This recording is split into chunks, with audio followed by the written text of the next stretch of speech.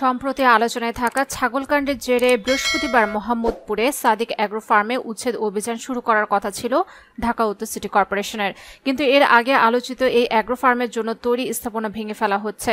সকাল থেকে সাদিক অ্যাগ্রো লোকজন স্থাপনা ভেঙে ফেলার কাজ শুরু করে। জানা গেছে রাত থেকে সাদিক অ্যাগ্রোর বেশ কিছু গরু সরিয়ে নেওয়া হয়েছে। সে সঙ্গে অবৈধভাবে দখল করে রাখা অস্থায়ী কিছু স্থাপনা সরিয়ে নিয়েছে তারা।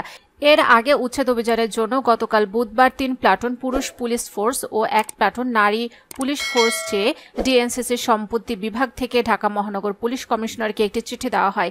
ডিএনসিসির প্রধান সম্পত্তি কর্মকর্তা মোহাম্মদ মাহে আলম স্বাক্ষরিত ওই চিঠিতে বলা হয়, ঢাকা উত্তর সিটির আওতাধীন অঞ্চল ৫-এর অন্তর্ভুক্ত মোহাম্মদপুরের বেড়িবাঁধ সংলগ্ন আশেপাশের অবৈধ স্থাপনা সহ খাল ও সড়কের জায়গায় সাদিক অ্যাগ্রো লিমিটেডের অবৈধভাবে নির্মিত স্থাপনা অপসারণ করা হবে।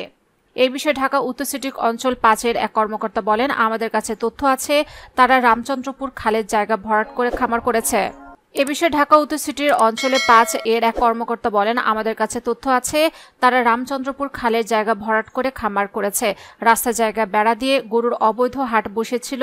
এর আগেও তাদের নোটিশ দেওয়া হয়েছিল, কিন্তু খামার কর্তৃপক্ষ এসব কোনো বিষয়ে তোয়াক্কা করেনি।